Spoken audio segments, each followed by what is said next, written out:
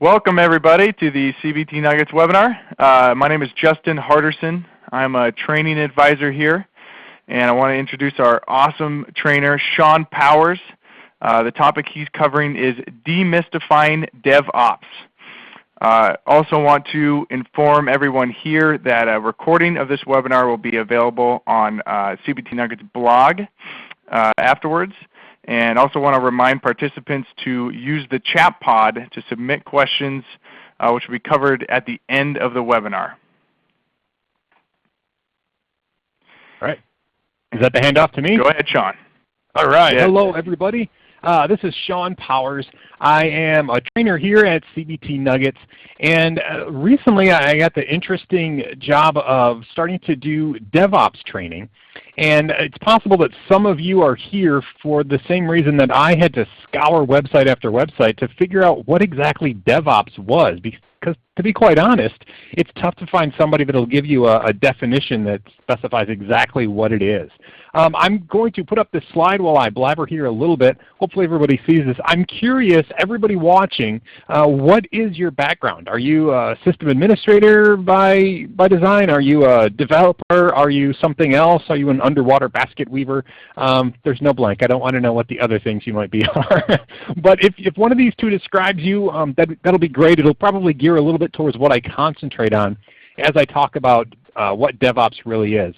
And I want to start by saying that DevOps is not just the tools that DevOps people always talk about. DevOps is not using Chef. DevOps is not Puppet. DevOps is not SaltStack. All of those different tools, those are just that. They're tools. It's kind of like if a farmer says, "Hi, I'm a farmer," and you would say, "Oh, so you use a garden rake."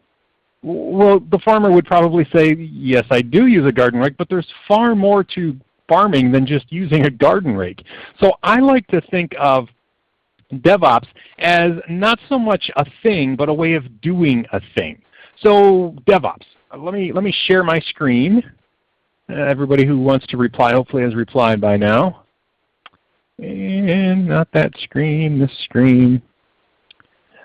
All right, hopefully everybody can see my screen down here. Now, there are two types of people that in the world, no, there's two types of people that I'm focusing on today. And that's the system administrators, which it looks like the bulk of us in this room are system administrators, or that's where our focus has been. And if you've worked in IT for any amount of time, unfortunately there tends to be a wall between system administrators and developers. Now, if you work in a great company, that wall is just kind of like a hazy wall of mystery. If you work in what unfortunately a lot of companies are like, which I've worked in some, the wall is more like this horrible wall of confusion and bitterness and hatred and blaming and all of those things.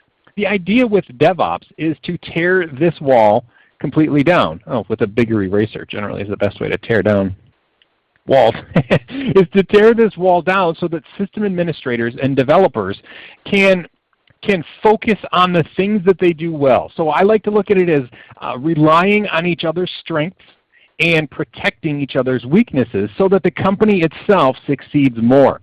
So it's kind of like a Reese's peanut butter cup of IT, right? Now let me unshare my screen because I have a slide I want to show you.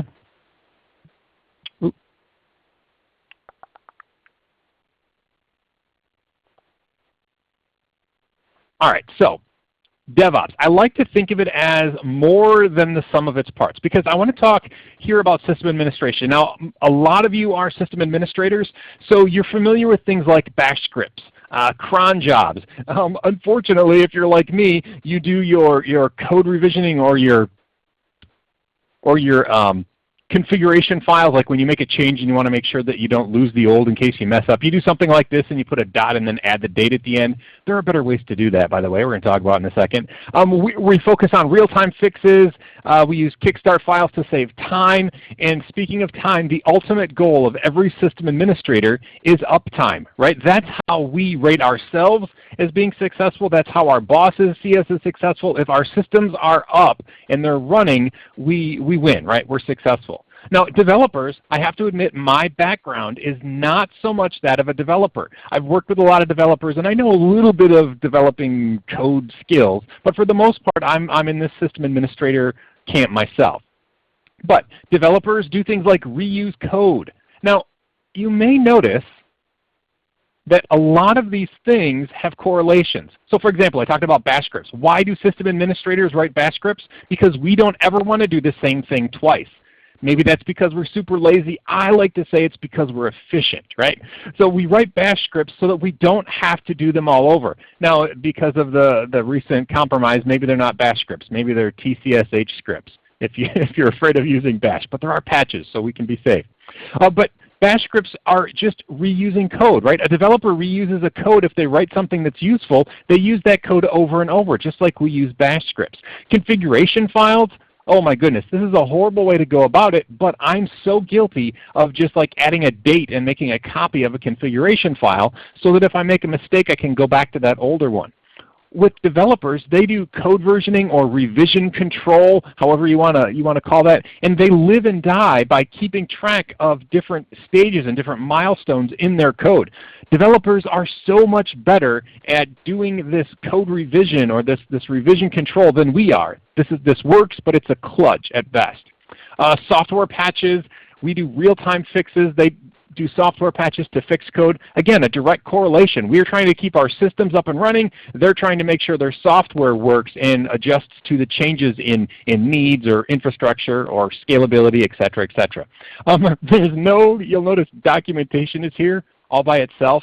And folks, that's because developers are so much better at documentation than system administrators are. Now, I hope if you're a system administrator, you are the exception to that rule.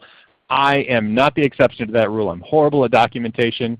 And of course, there's the developers that say, the code should speak for itself. Why would we document it when the code says what it's doing? But nonetheless, in general, developers are far better at that. They're also really good at planning. And I don't know if this is just the way that developers think and the way that they create code and build upon different, modular things to grow and grow, but all the developers I've ever worked with are really, really good at planning. And unfortunately, I find myself in my day-to-day system administration, the traditional sysadmin, I find myself not necessarily planning for successful implementations, but rather panicking and trying to put out fires. So I'm very much reactive instead of being proactive. And then rsync, this is how we copy files and make backups because it's super efficient and super fast. And I don't know about you, but I have rsync backups of pretty much every important thing I've ever done on like 5 different servers across the planet because I'm afraid of losing stuff. And that's where the developer uses a code repository, which again is far more efficient, which leads us to the developer's kind of core. And this is just my estimation of what is really truly important to a developer. Right? For system administrators, I know it's uptime. For developers, efficiency, maybe it's stability, but nonetheless, it's different. Right? We're vastly different in how we approach things.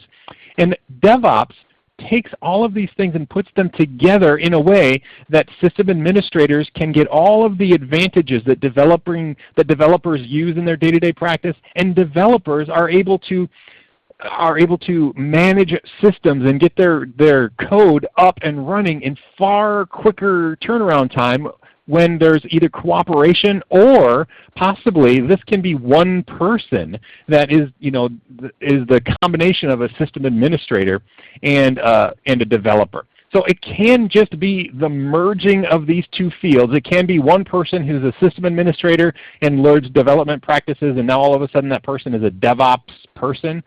Or it can just be a way that the two different departments work together with this DevOps mindset so that they can be far more efficient. And that's why, again, I said this earlier and I'll say it again, DevOps is not a thing, it's a way of doing a thing.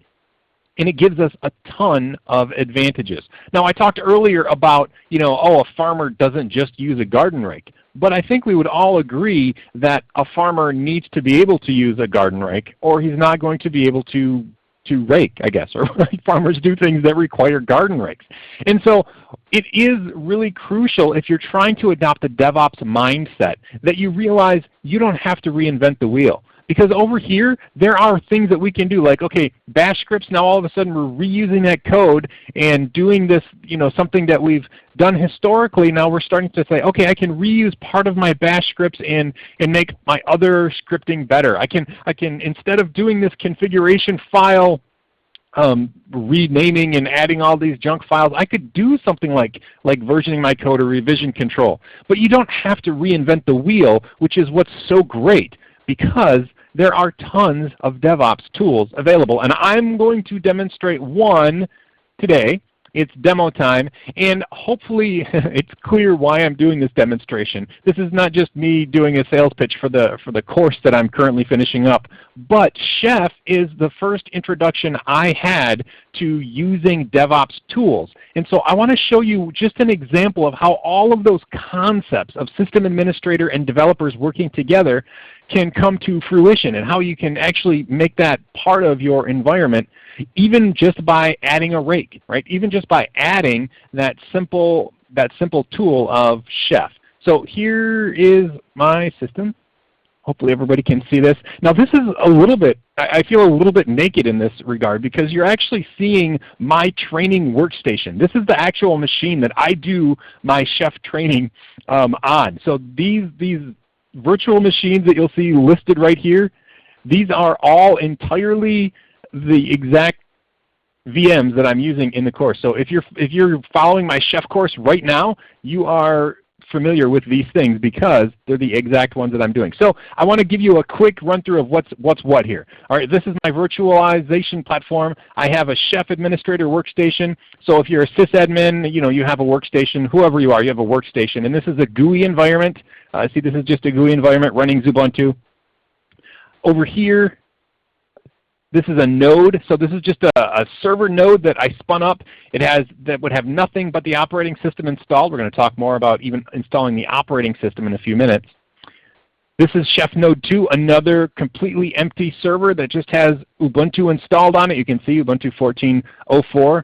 And then Chef Server, which is just a command line only server here that is running the Chef Server software. Now you don't have to do all of the same setup to utilize Chef. You can actually use an online server that the folks at Chef will let you use for free for up to 5 nodes. It's really convenient. But for my training course, I have my entire system set up right here. And this is where we are in the training course right now. So I've set up Chef Node 1. And if we go to that browser, HTTP, it's going to be a web browser node that I set up as part of my course. Chef Node 1, and it's running Apache, and if you were watching my course, this is like the second half of a sentence, I'm sure. Oh, here, Chef rocks, and so do Linux users. This is basically just proof that we're running an Apache server. Now if we open up another tab, and I go to http:// Chef Node 2, it's going to say, boom, there's nothing installed, because I've done absolutely nothing to Chef Node 2. It's just an Ubuntu installation out of the box with nothing installed on it at all. So using a tool like Chef, now if we're system administrators, what could we do? We could go over to Chef Node 2, we could log in, we could type apt-get update, apt-get install Apache 2. We could go to the folders and install the right files and SCP them over or copy them or do all of the things that we've historically done for years. But with Chef, which is a DevOps tool, again bridging that gap between development and system administration, we can do something simple like this. Here I am on my administrator workstation, just on my desk, sitting next to my coffee pot, and I can type a command. It's okay if this command is foreign to you. That's all right. But I can say, knife bootstrap Chef Node 2, which has no Chef stuff installed on it at all. This is just, like I said, out of the box Ubuntu. My username is spowers. I'm going to say I want it to have the role of an Ubuntu web server. And it's an Ubuntu box, so I'm going to have to use sudo in order to get root access to it. So again, don't worry if this command, this isn't what I want you to take away from the webinar. It's not this command. Well, we type this, and it's going to ask me for my password, which I will type in. And then it's going to log in over SSH, connect to that Chef Node 2 server. It's going to fail every single time, right? Every time we try to do a live demo. All right, much better. Didn't fail that time. I don't know why the DNS lookup failed the first time, but nonetheless, now we are downloading Chef. All we did is type that one command. It's downloading Chef. It's installing Chef. After it installs Chef, it's going to go through and say, all right, you wanted this to be an Ubuntu web server? Well, let me do all of those things for you. I hate live demos. Ubuntu web server role. It should be completely correct.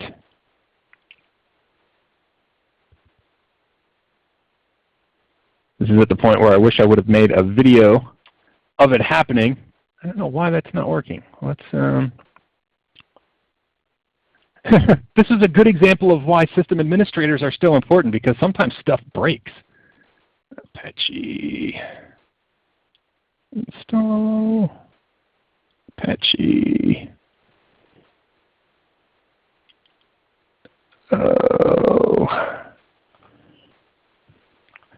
Real-time testing things out here. Base files.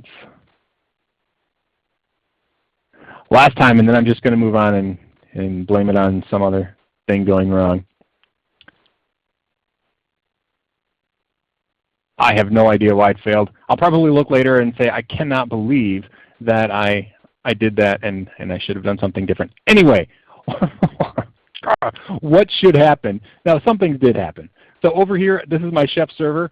This is the web interface to it. And over here, we can see now, here are my nodes. Before, I just had Chef Node 1. Now I've automatically installed Chef Node 2 on the server, and it should be installing the recipes that it's supposed to have, but for some reason it isn't. I chose what role I wanted it to have, and it should have automatically spun it up so that when we went back here and hit refresh, it would take us and give us that Apache installation. It's very frustrating for me. One last time and then I'm giving up, I promise.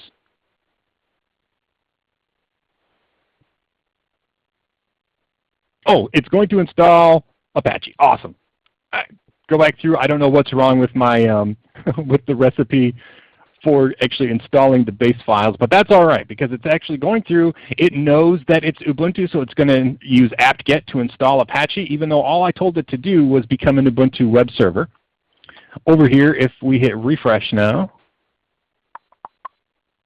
there, Apache 2 Ubuntu default page. So it set it up just like before. Now, I'm going to get out of here before it fails on me even worse. And we will see that part of what I just did, we could have done with Kickstart files. If you're a system administrator, you probably think, I could have done all that with Kickstart files. That's true, except when I figure out why my base files recipe didn't work right, I'll be able to change all of the web pages and update them on hundreds of servers at any time, not just when I'm initially installing that server. So there are great advantages to using those DevOps tools.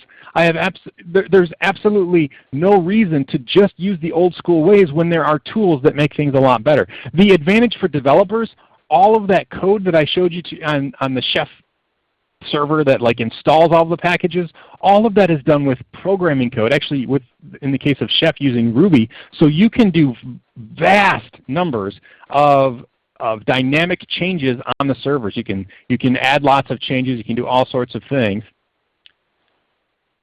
In fact, as a developer, the advantages are not just, with system administrators, it means that we can sleep at night because we are able to do things a lot easier and quicker. With developers, it means that you don't necessarily have to wait for a system administrator like myself to spin up servers for you.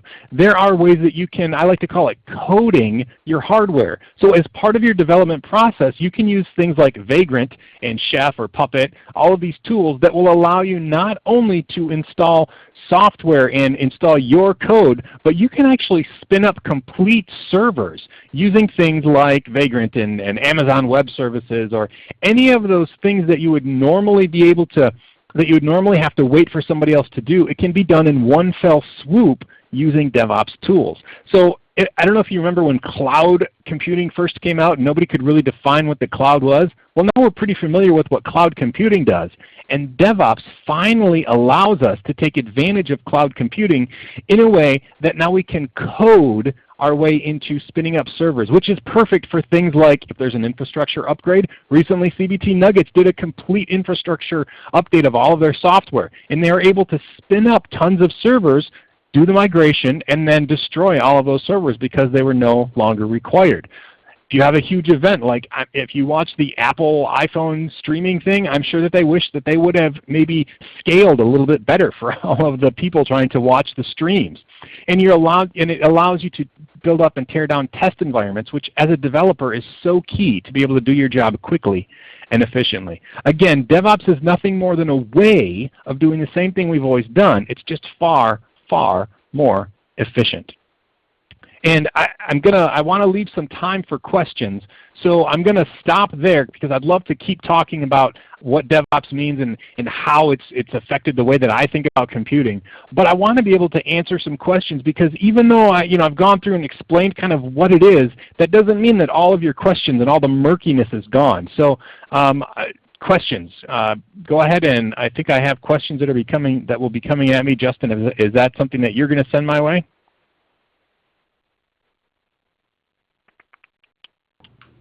What was that, Shawn? Oh, I'm ready. If anybody has questions that they're about DevOps and what it means to become a DevOps professional, et cetera, et cetera.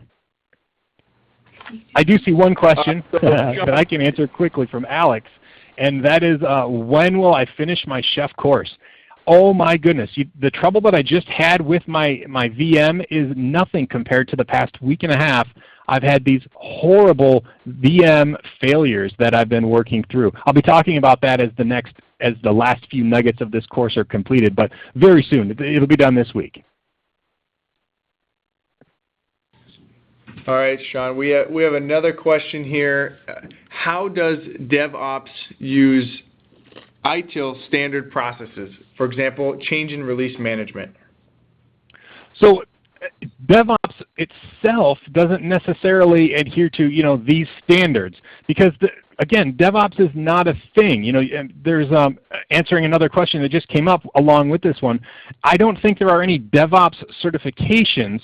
There are just tools that you can use, and like using the ITIL standard processes like change and release management, that is an awesome way that you can use the DevOps mindset to complete your job. But DevOps itself doesn't have like these are the list of rules of what you have to do in order to be considered DevOpsy, if that makes any sense. Perfect. So another question here. Does DevOps make the traditional sysadmin obsolete? Thankfully, no. It actually, the system administrator's job stays very much the same. It just allows us, and I say us because again, that's my background. It allows us to do things more efficiently. We can do our job better using a lot of those developer type tools like revision control and stuff. And it allows us to hand off some of the things that are frustrating for us to spin up a server knowing that we're only going to have to tear it back down because it was just a test server. So it allows us to shift a lot of those things that are mundane for us to do. It allows us to shift that off. So it gives us more time, but our skills are still valuable. In fact, I have to go and troubleshoot what on earth was going wrong with my chef install. I wouldn't install the base files. I probably spelled something wrong or used an underscore. But no, it doesn't make our job obsolete. It just gives us more tools and makes us more flexible. Very cool. Next question. This is a good one. Are there any clear market leaders in the DevOps tool area? Yes, and I don't want to play favoritism, and there's probably a bunch that I don't know. But tools like Chef, the current series, the current course that I'm working on, that's a big one. There's Puppet, there's SaltStack, there's Ansible. If you're looking about going through log stuff, New Relic has amazing tools that kind of fit into this mindset and this way of doing our jobs differently.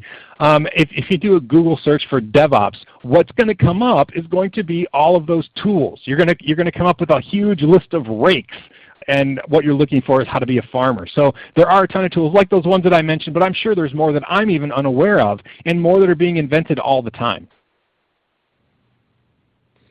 Okay, we have a question.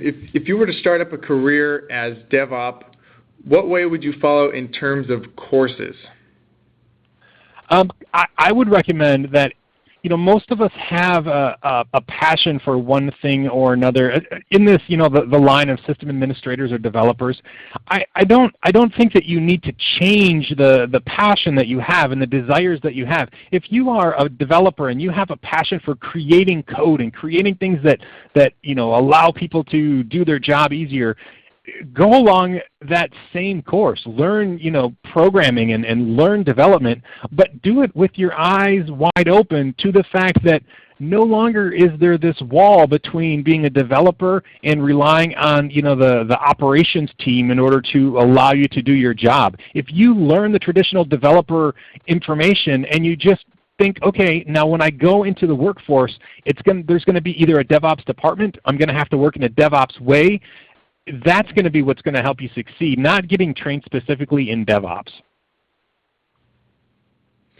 Okay, and next question, kind of along the same lines, looking for what training for a Windows system admin who wants to move to DevOps, no Linux or coding skills currently? Sure, and I should, I'm the Linux guy. I do most of my training is on Linux, but DevOps is not a Linux thing. DevOps, is not platform specific. Again, it's a concept. So if you're a Windows system administrator, I urge you to start checking out some of those DevOps tools to see what types of things are possible, because tools like Chef and Puppet and all of those different farmers' rakes are cross-platform. So I would say start looking into how you can help a development team, how you can help your system administration skills extend into the area of, okay, how is it that I can now start deploying things more efficiently using the mindset of how a developer does some things? And like I said, that peanut butter and chocolate kind of melding of perfection. Start looking at how you can do more to make yourself more employable. And along the way, you're going to start picking up other skills like Linux skills and some coding skills. Because if you set up Chef, you're going to learn some Ruby coding language, whether you mean to or not. It's just going to happen. Awesome. And then what do you recommend for a system administrator to be able to successfully accomplish their roles and provide great DevOps tools when accomplishing a project?